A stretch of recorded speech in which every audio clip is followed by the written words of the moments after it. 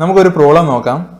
Four I equal to 0 to n-1, for j equal to 0 to i, print I.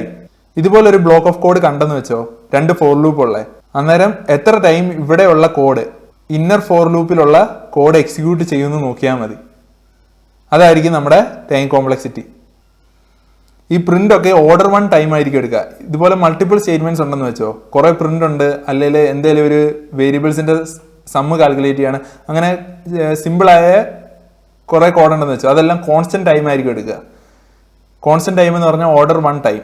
നമുക്ക് എത്ര time ഈ print statement execute ആവുന്നുണ്ടെന്ന് നോക്കാം. I equal to 0 ആണ്.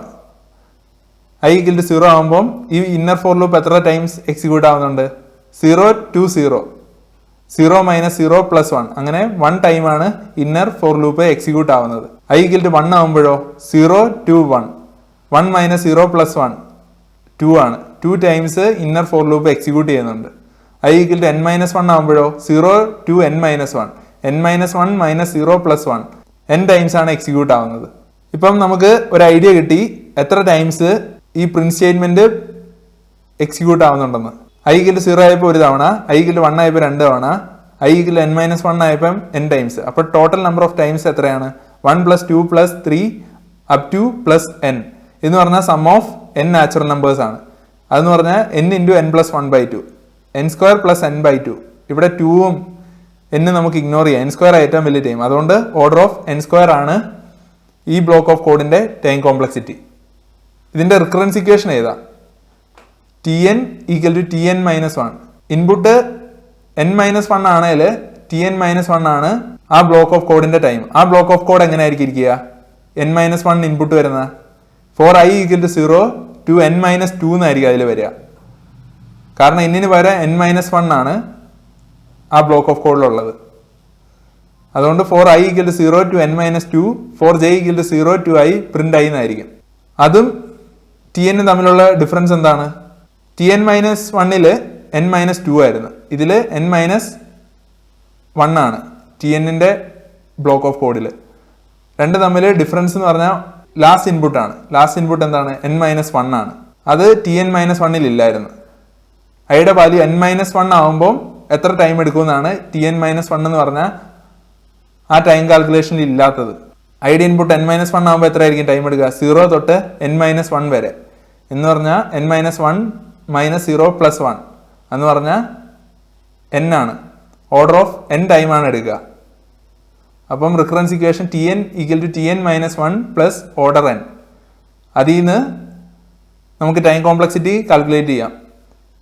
ഈ n-1 ഈ ഇക്വേഷനിൽ തന്നെ സബ്സ്റ്റിറ്റ്യൂട്ട് ചെയ്യുക. അന്നേരം Tn-2 + order n-1 + order n എന്ന് നമുക്ക് കിട്ടും. വീണ്ടും സബ്സ്റ്റിറ്റ്യൂട്ട് ചെയ്ത് നമുക്ക് finally T0 + order 1 + order 2 + up to order n എന്ന് കിട്ടി. T0 0 ആണെന്ന് നമുക്കറിയാം. ഇവിടെ കുറെ ഓർഡർ ഉണ്ട്, ഓർഡറിന്റെ അകത്ത് കുറെ കോൺസ്റ്റൻസ് ഉണ്ട്. ആ കോൺസ്റ്റൻസിനെ എല്ലാം നമുക്ക് ഒരുമിപ്പിക്കാം. Order of 1 + 2 + up to +n എന്ന് പറഞ്ഞാൽ sum of n natural numbers. അത് നമ്മൾ പഠിച്ചു, n × n + 1/2 ആണ്. അങ്ങനെ നമുക്ക് ഓർഡർ ഓഫ് n² കിട്ടി. നമുക്ക് അടുത്ത പ്രോബ്ലം ഡിസ്കസ് ചെയ്യാം. Assume i = n. ഐയുടെ വാല്യൂ n ആണ് നിങ്ങൾ അസ്യൂം ചെയ്യുക. വൈൽ i > 0, പ്രിന്റ് i / 2 എന്ന് വെച്ചാൽ i = i / 2 എന്ന് തന്നെയാണ് ഇത് ഉദ്ദേശിക്കണേ. i / 2 കൊണ്ട് നമുക്ക് ടൈം കോംപ്ലക്സിറ്റി കാൽക്കുലേറ്റ് ചെയ്യണം ഈ ബ്ലോക്ക് ഓഫ് കോഡിന്റെ. അതെങ്ങനെയായിരിക്കും കാൽക്കുലേറ്റ് ചെയ്യുക? എത്ര ടൈംസ് ഈ വൈൽ ലൂപ്പ് റൺ ചെയ്യുന്നുണ്ടെന്ന് നമുക്ക് അറിഞ്ഞാൽ പോരെ? എത്ര ടൈംസ് ഈ പ്രിന്റ് i / 2 എക്സിക്യൂട്ട് ആവുന്നുണ്ടെന്ന്. ആദ്യം ഐയുടെ വാല്യൂ n ആണ്, പിന്നെ i / 2, ഐയുടെ വാല്യൂ n/2 ആയി, പിന്നെ ഐയുടെ വാല്യൂ n/4 ആയി, പിന്നെ ഐയുടെ വാല്യൂ n/8 ആയി, അപ് ടു ഐയുടെ വാല്യൂ 1 ആവുന്നിടം വരെയാണ് ഈ വൈൽ ലൂപ്പ് എക്സിക്യൂട്ട് ചെയ്യുക. ഇതിനെ ഞാൻ n നിന്ന് n/2 പോയി, പിന്നെ n/2² പോയി, അപ് ടു n/2k വരെ പോയെന്ന് പറഞ്ഞാൽ ശരിയല്ലേ? ഈ മോളിൽ കണ്ട കാര്യത്തെ ജസ്റ്റ് ഞാൻ വേറൊരു രീതിയിൽ എക്സ്പ്രസ് ചെയ്യുന്നേ ഉള്ളൂ. n നിന്ന് n/2 പോയി, പിന്നെ n/2² പോയി, n/2³ പോയി, അങ്ങനെ n/2k വരെ പോയി. അന്നേരം n/2k എന്ന് പറഞ്ഞാൽ 1 ആണ്. n/2k = 1. 2 raised to k equal to n. k equal to log n. എത്ര ടൈംസ് ഈ വൈൽ ലൂപ്പ് റൺ ആയെന്ന് ചോദിച്ചാൽ log n ടൈംസ് ആ വൈൽ ലൂപ്പ് റൺ ആയിട്ടുണ്ട്. ആദ്യത്തെ ടൈം n നിന്ന് n/2 ആയി, രണ്ടാമത്തെ തവണ n/2 നിന്ന് n/4 ആയി. അപ്പം ഇവിടെ k+1 ടൈംസ് ഉണ്ടായിരുന്നു. k ടൈംസ് ആണ് ആ വൈൽ ലൂപ്പ് റൺ ആയത്. അതുകൊണ്ട് log n ടൈംസ് നമുക്ക് പറയാം. k equal to log n ആയതുകൊണ്ട് log n ടൈംസ് ആണ് ഈ വൈൽ ലൂപ്പ് റൺ ആയത്. log n to the base 2. Time complexity order of log n ആണ്. ഇതിനെ തന്നെ നമുക്ക് റിക്കറൻസ് ഇക്വേഷൻ വെച്ച് എങ്ങനെ സോൾവ് ചെയ്യാന്ന് നോക്കാം. tn equal to tn/2 plus order 1. ഇവിടെ ഇൻപുട്ട് എപ്പോഴും 2 കൊണ്ട് നമ്മൾ ഡിവൈഡ് ചെയ്തല്ലേ പോയിക്കൊണ്ടിരുന്നത്. എന്നിനെ നമ്മൾ n/2 ആക്കി, പിന്നെ n/2നെ n/4 ആക്കി. അതുകൊണ്ട് tn ഈക്വൽ ടു tn/2 അറിയാന്ന് വെച്ചോ. പിന്നെ ഉള്ളത് എന്താണ്? ഈ print i divide by equal to 2 multiple times execute ചെയ്യല്ലേ. അതുകൊണ്ട് ഓർഡർ 1 ടൈം ആണ് ഇതിനെടുക്കുന്ന സമയം, പ്രിന്റ് ഐയും I divide by equal to 2നും. അതുകൊണ്ട് ഈ expression tn equal to tn/2 plus order 1 എന്നാണ്. ഇനി tn/4 പ്ലസ് 2 ഓർഡർ 1. ഈ tn/2നെ നമ്മൾ ഈ ഇക്വേഷനിൽ തന്നെ സബ്സ്റ്റിറ്റ്യൂട്ട് ചെയ്തിട്ട് ഇവിടെ റീപ്ലേസ് ചെയ്ത്, അങ്ങനെ tn/4 പ്ലസ് 2 ഓർഡർ 1 ആയി. ഇങ്ങനെ പോയി t0 plus log n to the base 2 order 1 എന്ന് കിട്ടി. t0 0 എന്നറിയാം. log n ഓർഡർ 1 എന്ന് പറഞ്ഞു കഴിഞ്ഞാൽ order of log n to the base 2. അങ്ങനെ നമുക്ക് time complexity order of log n കിട്ടി. നമുക്കൊരു പ്രോബ്ലം കാണാം. for i equal to n, i greater than 0, i divide by equal to 2. for j equal to 0, j less than i, j plus plus. print j. നമുക്ക് എത്ര times ഈ print statement execute ആവുന്നുണ്ടെന്ന് നോക്കണം. ഐയുടെ value n ആണ്. ഐയുടെ value n ആകുമ്പം ഈ for loop എത്ര ടൈംസ് എക്സിക്യൂട്ട് ചെയ്യും? for j equal to 0, j less than n. n minus 0 ആണ്, ഇവിടെ ലെസ് താൻ ആയതുകൊണ്ട് n minus 0 ടൈംസ് എക്സിക്യൂട്ട് ചെയ്യും. അപ്പം n ടൈംസ്. പിന്നെ എന്താ ചെയ്തേ? I divide by equal to 2. എന്നിനെ ഡിവൈഡ് ചെയ്ത് 2 കൊണ്ട്. അപ്പോൾ എത്രയായി? n/2. for j equal to 0, j less than n/2. n/2 times ഈ പ്രിന്റ് j എക്സിക്യൂട്ട് ആവും. അത് കഴിഞ്ഞ് ഐയുടെ വാല്യൂ n/4 ആയി. അങ്ങനെ ഐയുടെ വാല്യൂ 1 വരെ പോകും. ഈ സീരീസിന്റെ സമ്മ് നമുക്ക് കണ്ടുപിടിക്കണം. n plus n/2 plus n/4 plus up to plus 1. എന്നിനെ പുറത്തെടുത്തു. 1 പ്ലസ് 1/2 പ്ലസ് 1/4 പ്ലസ് 1/8 പ്ലസ് അങ്ങനെ പോവാന്ന് വിചാരിച്ചോ. ഇൻഫിനിറ്റ് ആയിട്ട് പോവാന്ന് തന്നെ നിങ്ങൾ വിചാരിച്ചോ. ഇതൊരു GP അല്ലേ, ഇൻഫിനിറ്റ് GP ആണെന്ന് വിചാരിച്ചോ. അതിന്റെ സമ്മ് എങ്ങനെയായിരുന്നു കണ്ടുപിടിക്കുന്നത്? a divided by 1 minus r. r എന്താണ് ഇവിടെ? 1/2 ആണ്. അതുകൊണ്ട് n into 1 divided by 1 minus 1/2. അങ്ങനെ നമുക്ക് 2n എന്ന് കിട്ടി. ഈ 2 നമുക്ക് അവോയ്ഡ് ചെയ്യാം.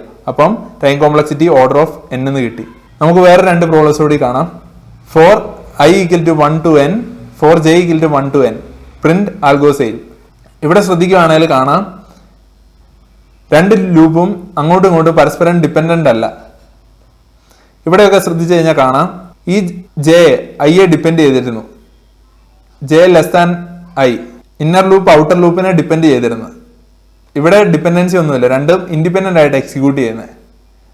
അതിനാൽ ഓരോ ഫോർ ലൂപ്പ് എത്ര ടൈംസ് റൺ ചെയ്യുമെന്ന് കണ്ടുപിടിച്ചിട്ട് മൾട്ടിപ്ലൈ ചെയ്താൽ മതി.